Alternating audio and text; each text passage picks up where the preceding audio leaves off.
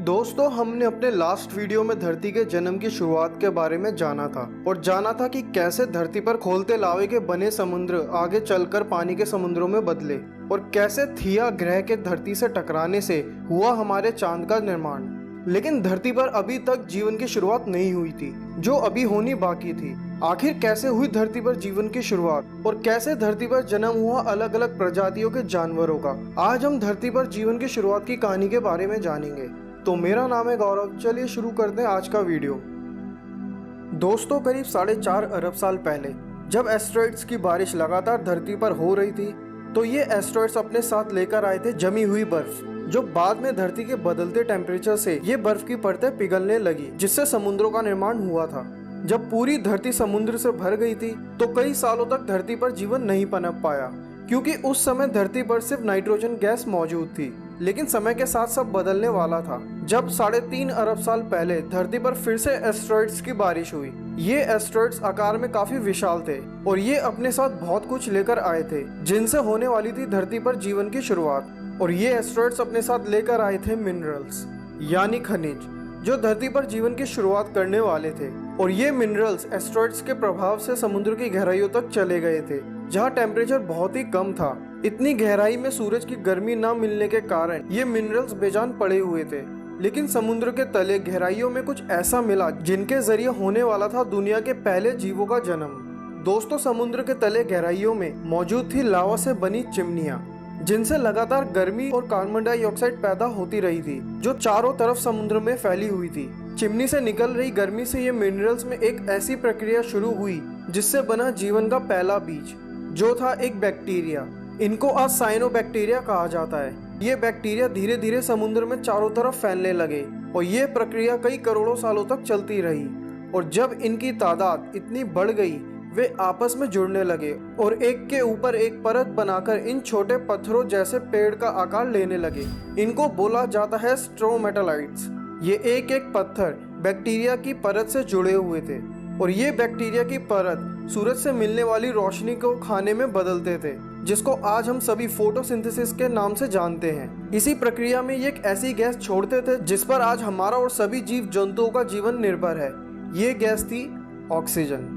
आज के समय में ऑक्सीजन की क्या अहमियत है, आप और हम अच्छे से समझ सकते हैं। मतलब ऑक्सीजन गैस के बिना ना ही कोई इंसान और ना ही कोई जीव जंतु जिंदा रह सकता है। फोटोसिंथेसिस की ये प्रक्रिया कई करोड़ों सालों तक चलती रही और धरती पर चारों तरफ समुद्रों से ऑक्सीजन मिलने से ये गैस पूरी धरती पर फैल गई। ताज्जुब की बात यह है कि इतनी ऑक्सीजन गैस के बावजूद भी धरती की सतह पर कहीं पर भी जीवन नहीं था। थे तो बस छोटे छोटे आइलैंड जो धरती पर फैले हुए थे। कई अरब साल बीते और फिर आज से करीब 2 अरब साल पहले धरती के क्रस्ट में तेज मूवमेंट के कारण धरती की टेक्टोनिक प्लेट्स, जो कि एक थी, वह टूटकर 7 टेक्टोनिक प्लेट्स में बट गई। इन प्लेट्स की हलचल के कारण ये छोटे छोटे द्वीप आपस में जुड़ने लगे और एक सुपर कॉन्टिनेंट का निर्माण हुआ, जिसको बनने में 150 से 200 सालों का समय लगा। इस सुपर कॉन्टिनेंट का नाम था रोडिनिया, जिसका मतलब है टू गिव बर्थ, यानी जन्म देना। और उस समय धरती का एक दिन सिर्फ 16 घंटे का होने लगा था। समय आगे बढ़ने लगा और फिर 90 करोड़ साल पहले धरती के कोर में एक बार फिर से हलचल हुई, जिसके कारण ये सुपर कॉन्टिनेंट 2 भागों में बट गए, जिससे लावा के विस्फोट धरती के सतह पर बहने लगे और लावा से निकलती कार्बन डाइऑक्साइड धरती के वातावरण में फैलने लगी और धीरे धीरे ये गैस के बादलों में बनने लगी। और फिर इन गैस के बादलों से एसिड की बरसात होने लगी, जो कॉन्टिनेंट के पहाड़ों में जमने लगी। फिर जब ये बादल धीरे धीरे हटे, तो धरती के वातावरण में कार्बन डाइऑक्साइड की मात्रा कम होने लगी, जिससे सूरज से निकलने वाली रोशनी और गर्मी से जमी हुई कार्बन और बर्फ की परतें पिघलने लगी और समुद्र में मिलने लगी, जिससे समुद्र में कई नए बैक्टीरिया का जन्म हुआ, जो पुराने बैक्टीरिया के साथ मिलने लगे, जिससे समुद्र के अंदर अब एक अलग ही दुनिया ने जन्म ले लिया था। अब धरती पर एक समय ऐसा आ गया था जहाँ समुद्र की गहराइयों में अजीब से पौधे और विभिन्न प्रकार के जीव रहने लगे थे। जैसे ये जीव को देखे, ये है एनोमेलाकैरिश। ये काफी बड़े और 3.5 फीट लंबे थे, जिनके बहुत से भाग लचीले थे। फिर आते हैं प्याका पे, जो कि 5 से 10 सेंटीमीटर लंबे थे और इनके अंदर कुछ ऐसा था जो आज के जीवों और मनुष्यों की बॉडी के अंदर पाया जाता है। वो है स्पाइन, यानी रीढ़ की हड्डी। ऐसे बहुत सी प्रजातियां समुद्र में जी रही थी। इन्हीं से ही आगे चलकर हमें ये खासियत मिलने वाली थी। जैसे जैसे समय आगे बढ़ता रहा, फिर करीब 55 करोड़ साल पहले धरती के दोनों कॉन्टिनेंट और कई छोटे आइलैंडों में बंटने लगे। लेकिन अभी भी धरती की सतह पर जीने वाले जीवों का जन्म नहीं हुआ था और ना ही कोई पेड़ पौधों का। धरती पर ऑक्सीजन तो था, लेकिन फिर भी सतह पर जीवन नहीं पनप पा रहा था। लेकिन ऐसा क्यों? ऐसा इसलिए क्योंकि धरती पर सूरज के किरणों और गर्मी के साथ साथ एक और चीज धरती पर आती थी, जो थी अल्ट्रावायलेट रेज, जो एक इलेक्ट्रोमैग्नेटिक रेडिएशन थी, जिसके कारण सतह पर कोई भी जीवन पनप नहीं पा रहा था।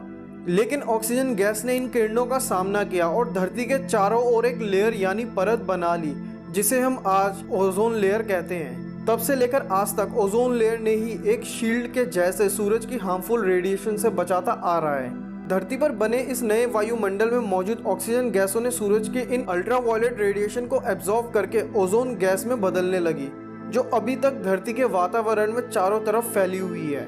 और ये वो समय था जब धरती की सतह पर पेड़ पौधों का आगमन शुरू होने लगा था, जिससे ये कार्बन डाइऑक्साइड को एब्जॉर्ब करके ऑक्सीजन छोड़ने लगे और सतह पर एक ऐसा वातावरण बन गया जिससे समुद्र में रहने वाले जीव अब बाहर आने शुरू कर दिए थे। जैसे ये है टिकटैलिक, जिनको फिशापॉड के नाम से भी जाना जाता है। वे अब पानी से बाहर आकर रहने लगे थे और सूरज की रोशनी और ऑक्सीजन मिलने से ज्यादा समय तक सतह पर रहने लगे और वे धीरे धीरे विकसित होने लगे थे। अपने चारों पैरों के साथ ये जमीन पर चलने योग्य हो गए थे, जिसके कारण अब ये जमीन पर ही रहने लगे। और फिर ये प्रक्रिया कई करोड़ों सालों तक चलने लगी, जिसके फलस्वरूप ये जीव टेट्रापॉड्स में विकसित होने लगे, जो कि एक रेप्टाइल प्रजाति के जैसे दिखते थे और यही आगे चलकर डायनासोर में विकसित हुए। जैसे जैसे ये प्रजातियां बढ़ने लगी, वैसे ही धरती के वातावरण में बदलाव आना शुरू हुआ था और धरती की सतह गर्म होने लगी थी और लावा के विस्फोटों ने एक बार फिर से अपना कहर बरसाया और इस भयानक आपदा में 90% हमारी नई प्रजातियों को खत्म कर दिया था। और जो बच गए थे वे जिंदा रहने के लिए जो भी खाने के लिए मिला वो खाने लगे थे और कुछ तेज गर्मी को ना सह पाने के कारण जमीन के अंदर रहने लगे थे। धरती पर ये भयानक समय भी बीता और एक बार फिर सवेरा हुआ और धरती का वातावरण फिर से सामान्य होने लगा। जो 10% प्रजाति बच गई थी वो ही धीरे धीरे विकसित होने लगी और आगे चल के इन्होंने एक अलग ही प्रजाति को जन्म दिया था और वे थे डायनासोर्स। वही डायनासोर्स जो आज हम मूवीज में देखते आए हैं। इनके जन्म की दास्तान से लेकर इनके मृत्यु के आगमन तक की कहानी को हम जानेंगे अपने अगले एपिसोड में। तो आज के लिए इतना ही गाइस। अगर अच्छा लगा हो वीडियो तो लाइक करें, कमेंट करें और अपने फ्रेंड्स और फैमिली के साथ शेयर करें और ऐसी वीडियो देखने के लिए ब्रह्मांड टीवी को सब्सक्राइब करें। तो मिलते हैं गाइस नेक्स्ट वीडियो में, तब तक के लिए थैंक यू, बाय।